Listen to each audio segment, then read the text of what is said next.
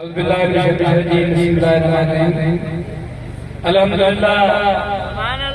पर सब खुश नसीब आहियूं इन महफ़िल में अची वेठा आहियूं को मिसाल अल्लाह जो ज़िक्र जिते हले पियो उते रहमत वसे थी ऐं पाण सभु सुठी महफ़िल में अची आया आहियूं मक़सद पंहिंजो इहो आहे त अल्लाह सां राज़ी थिए पाण खे उन जो अजर मिले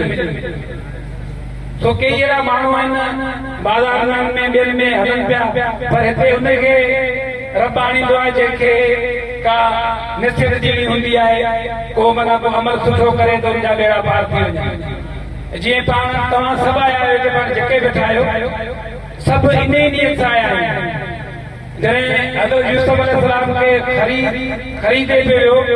तॾहिं हिकिड़ी पोड़ी ॿुढड़ी अची बीठी त चई यूसुफ अलैहिस्सलाम खे आऊं बि ख़रीद कंदसि त उन्हनि चयो त यूसुफ अलैहिस्सलाम जी क़ीमत वधी आहे तो वटि कुझु बि कोन्हे चई न आऊं बि ख़रीद कंदसि पोइ चवनि त कपा जो सुठो हिकिड़ो खणी आई त हुन चयो हिन में ख़रीद कोन थींदो पर चयो नालो लिखाए थी छॾियां त इन लिस्ट में मुंहिंजो नालो कोन्हे पाण जेके बि आया आहियूं इन लिस्ट में पाण सभिनि जो नालो लिखिजी वियो आहे इंशाअल्लाह ही जेतियूं घणियूं पाण वेठा आहियूं अलाह साईं पाण खे हुनजो पंहिंजो अजर ॾींदो ऐं इंशाअल्लाह पंहिंजा बेड़ा पार थींदा ऐं सभिनी आया जेके बि उलमा कराम आहिनि साईं बिलाल मदनी साहब अची वियो आहे ऐं वॾी कोशिशि आहे असांजा जामे मस्जिद पेशिमाम शमस साहब सां ख़लीफ़ा शमस आफ़ीन जे सुठी महिनत करे थो हिते ऐं असां गुनाहगार आहियूं ऐं असांजी कोशिशि हूंदी आहे त मीलाद जो प्रोग्राम हर साल सुठो थिए ताक़त वारो थिए ऐं कोशिशि हूंदी इंशाअल्लाह ऐं जेसीं हयाती आहे इंशाअल्लाह इहा जारी सारी रहंदो प्रोग्राम इनमें सभिनी जो तावन आहे असांजा पंहिंजा माइट बिरादरी आहे दोस्त हिते जेके दोस्त वग़ैरह सभु असीं पंहिंजो पूरी पूरी तरह सां सिस्टम हलायूं था अल्हम्दुलिल्लाह जिन जो बि में तावन आहे उनजो को नालो वठण जो कमु कोन्हे पर अलाह सां खे अजर ॾींदो पाण छाजे करे करियूं था अलाह खे राज़ी करियूं था ही ज़िंदगी तमामु मुख़्तसर बेवफा कंहिं खे बि सॾु थिए ऐं तव्हांखे साईं राधा शाह जो वालिद साहब आहे ऐं हुनजो नंढड़ो तव्हांखे गज़ल ॿुधाईंदुसि इहो आख़िरत जे हवाले सां आहे ऐं पंहिंजी जॻह वठंदुसि साईं बि करीब जेको पुॼी वियो आहे हिते पंहिंजे पंडाल में अची वियो आहे अची पियो इंशाअल्लाह तव्हां मुंहिंजी तक़रीर ॿुधी तव्हांखे ॾाढो मज़ो ईंदो तमामु सुठो मिठो आवाज़ आहे ऐं इंशाअल्लाह तव्हां मीलाद जे बारे में सुठो तव्हांखे बयान ॿुधाईंदा बंदा पुछायन जो चली दो हाणे मां पी न दई पाण सां न को भाव बाणे सुमारी दई सौ करे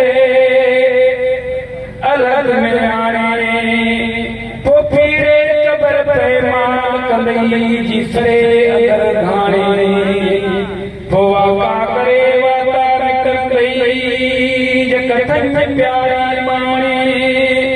मरण पुॼाणे सचूं कने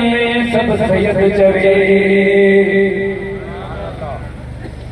जागी यार जीअरे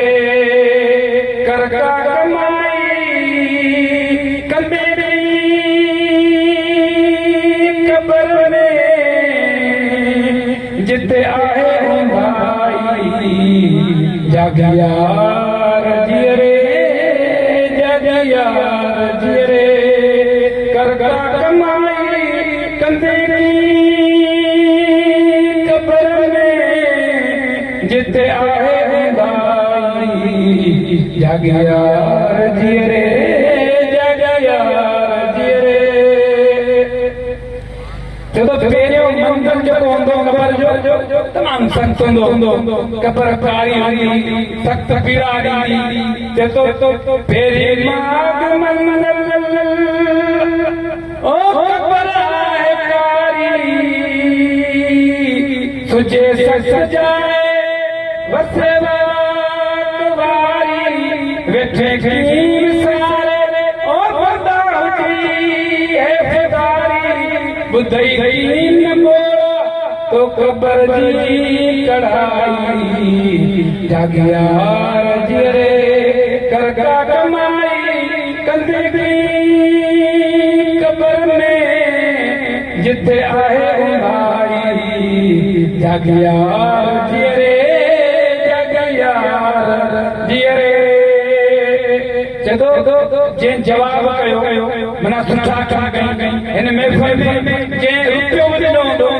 रुपयो मिलायो अल्लाह सां सॼी बेड़ा पार पार ए खुड़ी खुड़ी तलाए जे सुठा कहा गया ना मिसाल वञी नमाज़ पढ़ी पंज वक्त नमाज़ पढ़ी सुठो कियो कि जो ॻाल्हि करे तो उन जे बेड़ा पार जे तो जिन जवाब कयो दी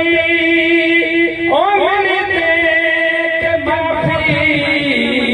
कंदो ते कबर सा शादी दरिया लंदावर खोली दो खुलासी तलब सा तबारक पड़ी जे पुजारी जागियार जियरे